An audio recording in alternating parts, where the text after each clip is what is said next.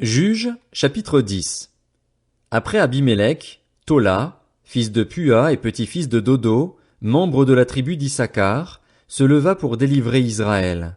Il habitait à Shamir, dans la région montagneuse d'Éphraïm. Il fut juge en Israël pendant 23 ans. Puis il mourut et fut enterré à Shamir. Après lui se leva Jaïr, le Galaadite, qui fut juge en Israël pendant 22 ans. Il avait 30 fils, qui montaient sur 30 ânons et qui possédaient 30 villes, appelées aujourd'hui encore bourgs de Jaïr et situées dans le pays de Galaad. Puis Jaïr mourut et fut enterré à Camon. Les Israélites firent encore ce qui déplaît à l'Éternel. Ils servirent les Baals et les Astartés, les dieux de la Syrie, de Sidon, de Moab, des Ammonites et des Philistins. Ils abandonnèrent l'Éternel et ne le servirent plus.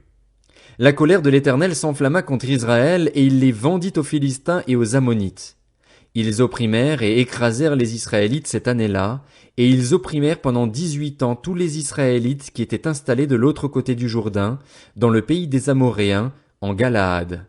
Les Ammonites passèrent le Jourdain pour combattre aussi contre Juda, contre Benjamin et contre la communauté d'Éphraïm. Israël fut dans une grande détresse. Les Israélites crièrent à l'Éternel en disant: Nous avons péché contre toi, car nous avons abandonné notre Dieu et nous avons servi les Baals. L'Éternel dit aux Israélites: Ne vous ai-je pas délivré des Égyptiens, des Amoréens, des Ammonites, des Philistins? Lorsque les Sidoniens, les Amalécites et les Maonites vous ont opprimés et que vous avez crié à moi, ne vous ai-je pas délivré de leurs mains? Mais vous m'avez abandonné et vous avez servi d'autres dieux. C'est pourquoi je ne vous délivrerai plus. Allez crier vers les dieux que vous avez choisis, qu'ils vous délivrent dans votre temps de détresse.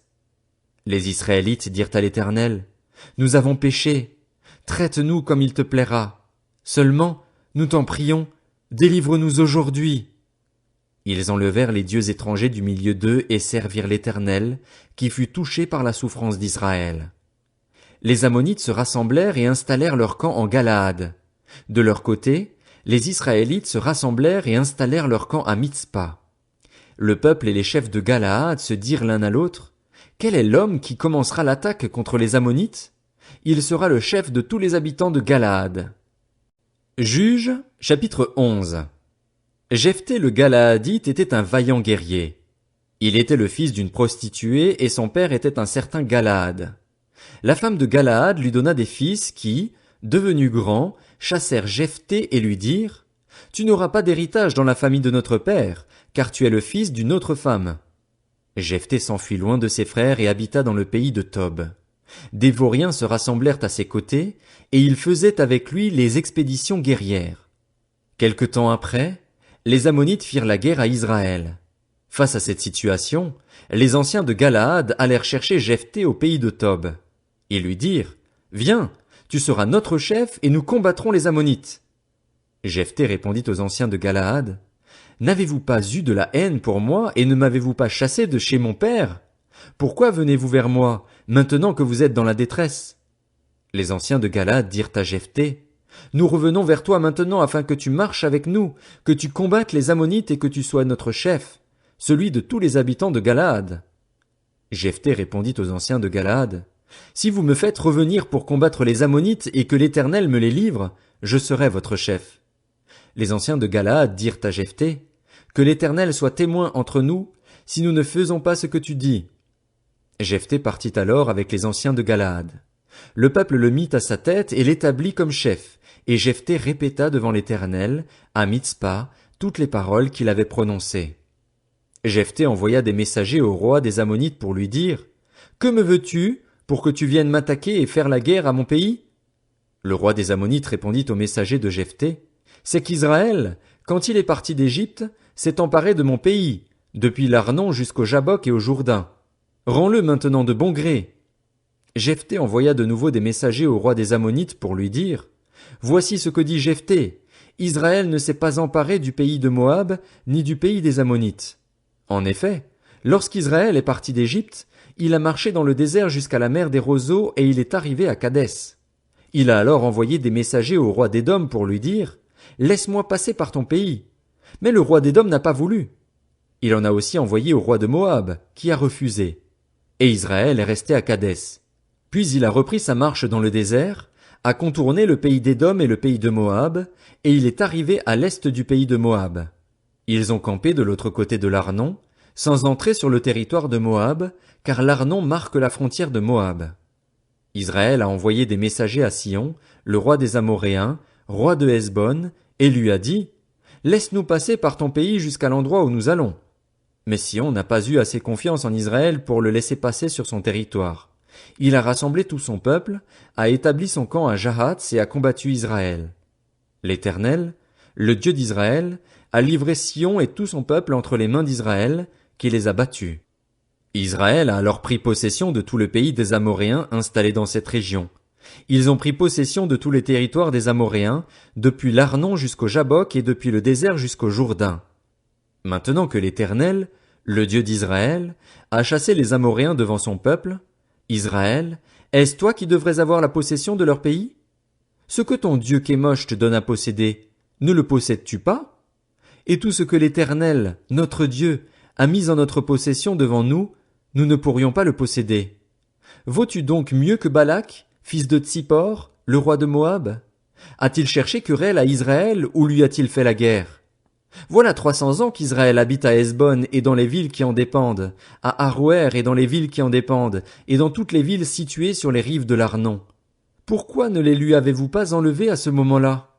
Je ne t'ai pas offensé et tu as agi mal avec moi en me faisant la guerre. Que l'Éternel, le juge, soit aujourd'hui juge entre les Israélites et les Ammonites. Le roi des Ammonites n'écouta pas les paroles que Jephthé lui fit dire. L'esprit de l'Éternel reposa sur Jephthé. Il traversa Galaad et Manassé, puis il passa à Mitzpé de Galaad. De là, il marcha contre les Ammonites. Jephthé fit un vœu à l'Éternel. Il dit: Si tu livres les Ammonites entre mes mains, toute personne qui, à mon heureux retour de chez les Ammonites, sortira de chez moi pour venir à ma rencontre appartiendra à l'Éternel, et je l'offrirai en holocauste. Jephthé marcha contre les Ammonites et l'Éternel les livra entre ses mains. Il leur infligea une très grande défaite, depuis Aroër jusque vers Minite, espace qui comptait 20 villes, et jusqu'à Abel-Kéramim. Les Ammonites furent humiliés devant les Israélites. Jephthé retourna chez lui à Mitzpa. Et voici que sa fille sortit à sa rencontre avec des tambourins et des danses. C'était son seul enfant. Il n'avait pas de fils et pas d'autre fille. Dès qu'il la vit, il déchira ses vêtements et dit: Ah, ma fille, tu me jettes dans l'abattement, tu fais partie de ceux qui me troublent. J'ai fait un vœu à l'Éternel et je ne peux revenir en arrière. Elle lui dit: Mon père, si tu as fait un vœu à l'Éternel, traite-moi conformément à tes paroles, maintenant que l'Éternel t'a vengé de tes ennemis, des Ammonites. Elle dit encore à son père: Accorde-moi seulement ceci, laisse-moi partir pendant 2 mois. Je m'en irai, je me rendrai dans les montagnes et j'y pleurerai ma virginité avec mes compagnes. Jephthé répondit: Vas-y, et il la laissa partir pour 2 mois.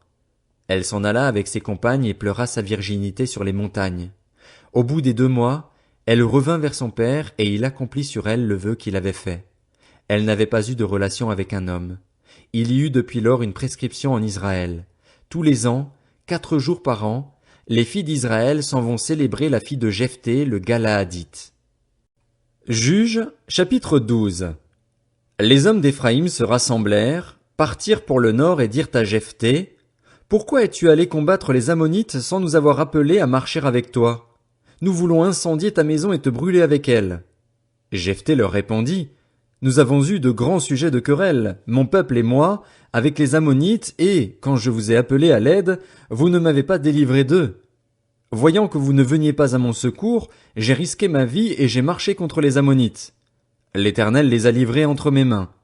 Pourquoi donc aujourd'hui montez-vous contre moi pour me faire la guerre?